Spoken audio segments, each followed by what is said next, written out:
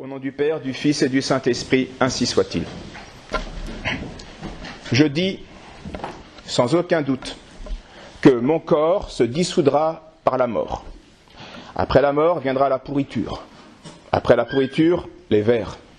Après les vers, ce ne sera plus que, comme il le mérite, que la plus vile poussière.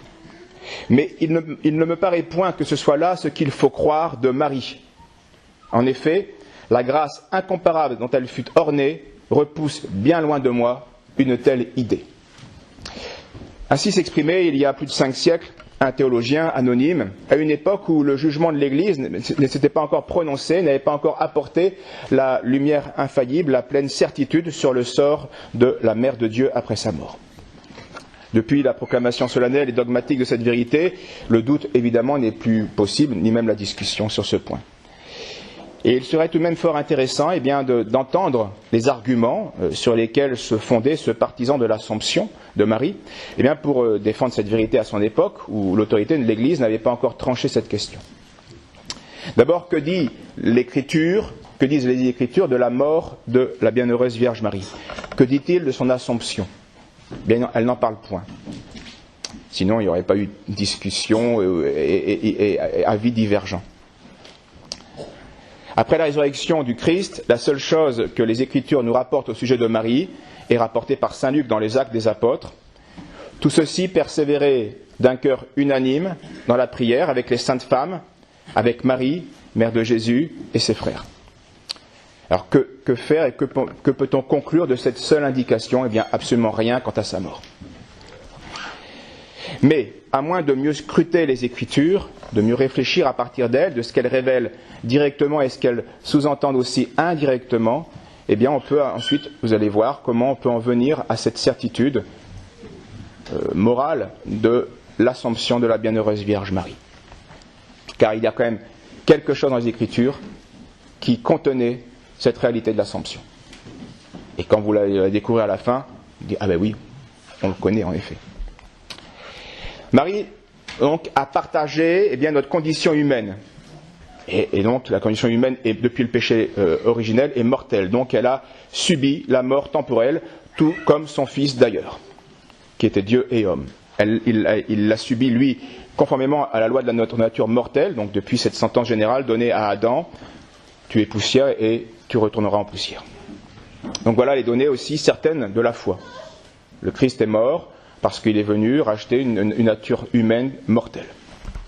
Donc Marie serait morte comme nous. Mais attention, ça allait un peu vite en besogne, et c'est surtout mal raisonné. Car Marie, tout étant de notre race, évidemment, de notre condition, n'est pas comme nous, à tout point de vue. Oui, elle est bien de la même nature que nous, mais elle n'a pas la même dignité que nous. Elle, et elle seule, a eu la grâce de concevoir celui qui est Dieu et homme. Elle, et elle seule, a eu la grâce de participer au salut du genre humain en s'associant au Christ, à notre Sauveur, qui était le Verbe de Dieu, coéternel, substantiel, qui a voulu s'incarner dans le sein de cette Vierge, et dont il a pris le corps, dont il a pris le corps pour se créer un corps. Donc le nouvel Adam, Jésus-Christ, a voulu avoir une aide, une nouvelle Ève, qui est Marie. Dieu, donc, en se faisant homme, prend cette nature sans tache dans le sein d'une Vierge immaculée. Et la foi nous dit de manière certaine que Marie fut toujours vierge, avant l'enfantement, pendant l'enfantement et après l'enfantement. Donc elle n'a jamais été corrompue. Sa chair a toujours été intacte. Et cette grâce ineffable de sanctification qu'il avait communiquée à sa mère avant de naître, il ne lui a pas ravi par la naissance. Donc ici se pose une première remarque. Si le Jésus-Christ a voulu préserver l'intégrité virginale et totale de sa mère, pourquoi est-ce qu'il ne voudrait pas la conserver intacte de l'incorruption du tombeau? Puisqu'il a fait un premier miracle à sa naissance. Est-ce qu'il ne peut pas en refaire un autre pour empêcher la corruption du tombeau? Car si le Christ est bien mort, il n'a pourtant pas, lui, voulu connaître la corruption. Parce que lui, il était sans péché. Donc déjà, ce qu'il a fait était bien gratuit, il n'était pas tenu de mourir, mais la mort rentrait dans le plan de Dieu. Mais ça s'arrête là. Pas la corruption. La chair du Christ ne méritait pas, à aucun point, il ne convenait pas qu'elle soit corrompue par la mort. Donc la chair du Christ, née de la chair de Marie, a échappé à cette loi. La corruption ne l'a pas atteinte. C'est d'ailleurs d'elle dont le prophète David parle dans le psaume 15, « Parce que je suis assuré que vous ne laisserez pas mon âme dans l'enfer, et que vous ne souffrirez point que votre sein éprouve la corruption du tombeau. » De quel sein s'agit-il ? Eh bien, de celui dont l'archange Gabriel parle à Marie. « Le sein qui naîtra de toi sera appelé fils de Dieu. » Donc ce saint n'a pas connu la corruption, parce que le troisième jour, vous le savez, après même pas 48 heures, il est ressuscité, triomphant, sortant du tombeau. On peut donc légitimement penser que, de même que le corps du Christ n'a point connu la corruption, de même celui de sa mère, la nouvelle Ève. Jésus a été exempt de cet opprobre, que sont la pourriture, les vers et la poussière dont nous allons connaître les effets et dont parle le théologien. Mais Marie devait aussi être exemptée parce qu'elle était si intimement unie à Jésus. La chair de Jésus vient de la chair de Marie, miraculeusement, mais elle vient bien de la chair de Marie. Donc par le mystère d'incarnation, Marie est devenue le trône de Dieu. C'est-à-dire ce que représentent les positions des vierges romanes. Elle porte son fils comme un trône, elle est le siège de la sagesse. Elle est le trône de Dieu. Elle est le sanctuaire du roi éternel. Et par ce mystère, elle a reçu une mission tout à fait unique, qui lui a valu des privilèges et des devoirs extraordinaires. D'abord des privilèges de grâce, évidemment, à commencer par son immaculée conception, non méritée, pour finir par son assomption, nous le verrons. Mais cela était lié à des devoirs aussi extraordinaires, dont celui d'avoir le cœur transpercé le jour de la mort du Christ, dont celui aussi de porter donc le châtiment d'Ève, en enfantant dans les douleurs. Oui, Marie a enfanté dans les douleurs, non pas physiquement son fils, puisque cela s'est fait miraculeusement en gardant sa virginité, mais en nous enfantant, nous, mystiquement, en souffrant pour nous avec le Jésus-Christ le jour du calvaire. Donc ce sont nos âmes à nous qui ont été enfantées dans la douleur par Marie. Et ça, c'est un devoir extraordinaire qu'elle a subi, lié à sa mission unique. Car l'union de Marie et de Jésus n'était pas simplement une union entre une mère et un fils. Elle était aussi une union mystique entre un nouvel Adam et une nouvelle Ève. Elle était donc, et elle reste, une union surnaturelle de grâce. Il n'y a pas qu'un lien physique. Le lien physique est le fondement au lien surnaturel. Or, remarque judicieusement notre auteur, la grâce produit l'unité. La grâce unifie, purifie et unifie. Donc le Christ, d'ailleurs, priait ainsi, le jeudi saint, vous le connaissez bien ces passages, pour ses apôtres, à son Père. Père saint, conservez en votre nom ceux que vous m'avez donnés. Je veux qu'ils soient un comme nous. Un comme nous, la Trinité. Je ne prie pas seulement pour eux, mais aussi pour tous ceux à qui, à leur parole, croiront en moi, afin que tous soient un, comme vous, mon Père, vous êtes en moi et moi en vous.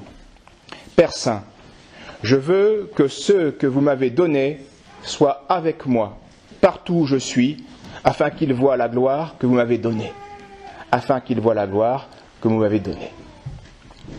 Donc Dieu veut avoir avec lui, dans la gloire, pour qu'ils jouissent de ses clartés, ceux qui lui sont unis ici-bas par la foi et par la grâce, par la charité.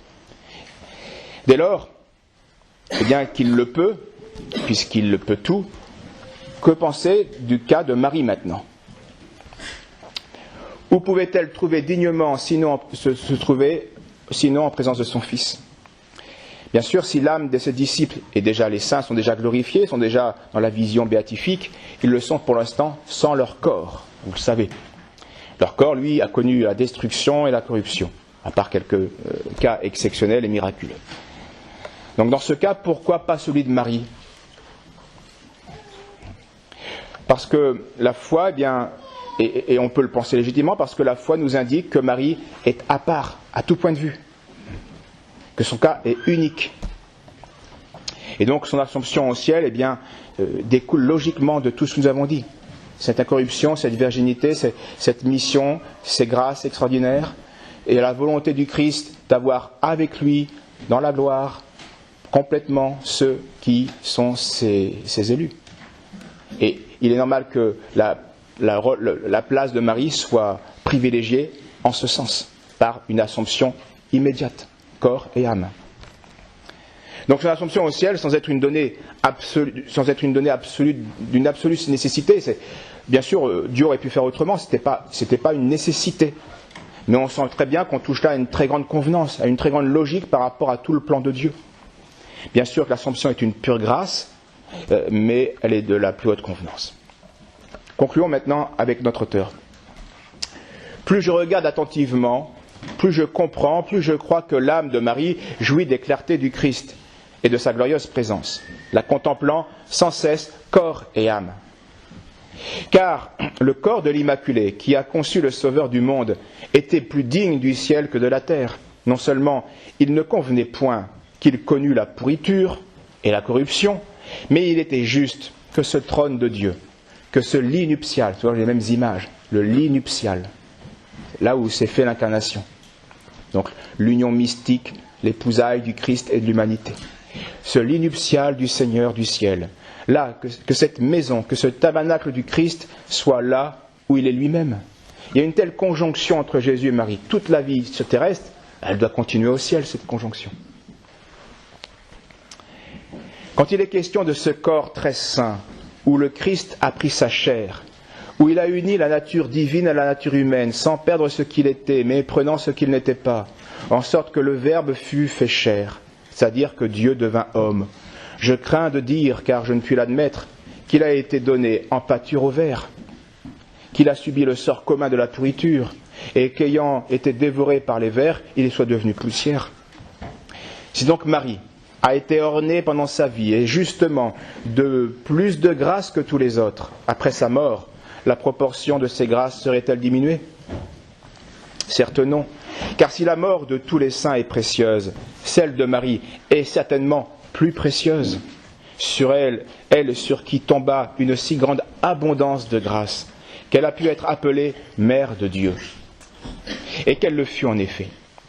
Toutes ces choses étant donc considérées, et au nom de la vraie raison, je crois qu'il faut confesser que Marie est en Jésus-Christ, et près de Jésus-Christ.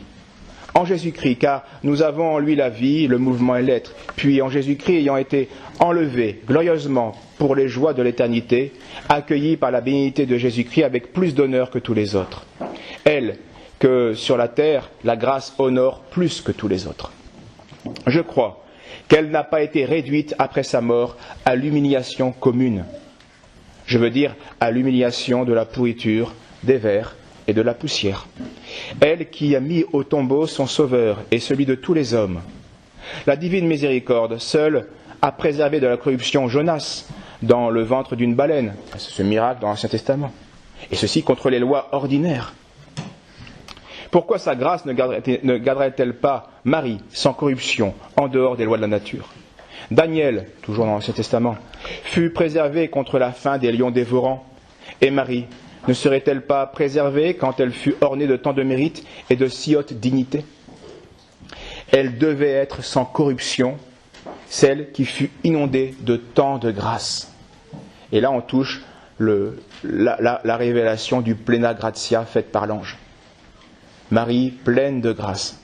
Ce pleine de grâce contient non seulement l'Immaculée Conception, mais aussi son Assomption. C'est en raison de cette plénitude de grâce que Marie avait ses privilèges au début de sa vie pour accomplir sa mission qui continue au ciel dans son Assomption. Et on voit bien que c'est en scrutant les Écritures que la conviction est devenue une évidence pour l'Église catholique. Et que ceci n'a été que, bien sûr, ça ne s'est pas fait en un jour, quoique la fête de l'Assomption est une des plus antiques, bien c'est une des premières fêtes de la Vierge, et que l'intercession au ciel de Marie a toujours été crue par les chrétiens. Comme je vous le disais une dernière fois, il y a eu avant de formaliser dogmatiquement les réalités, l'Église les a vécues. Et elle a toujours prié Marie au ciel avec une place unique à part. Elle devait donc être sans corruption, celle qui fut inondée de tant de grâce. Elle, Marie, la mère de Dieu, la nourrice de Dieu, la servante de Dieu, l'imitatrice de Dieu, de laquelle, comme je l'ai déjà dit, je ne veux point tenir un autre langage, parce que je n'ose pas penser différemment. Donc ainsi, pensait ce chrétien, ce théologien avisé. Et il pensait juste, nous le savons maintenant, mais sans cette parfaite certitude qui est la nôtre aujourd'hui. Alors nous qui avons cette certitude, ne soyons pas moins éclairés que lui. Comprenez bien, il était bon de comprendre toute l'argumentaire, tout ce qui se cache derrière cette réalité que nous connaissions, afin de mieux louer Dieu, bien le Tout-Puissant, pour les grandes choses qu'il a faites en Marie, en premier, et puis en second aussi pour nous, ses enfants, car nous n'avons pas bien sûr les privilèges, mais cela finira comme Marie. Nous aussi, nous aurons la gloire d'être au ciel, corps et âme, et d'être en Dieu, comme Jésus dans son Père, et de glorifier sa face. Au nom du Père, du Fils et du Saint-Esprit, ainsi soit-il.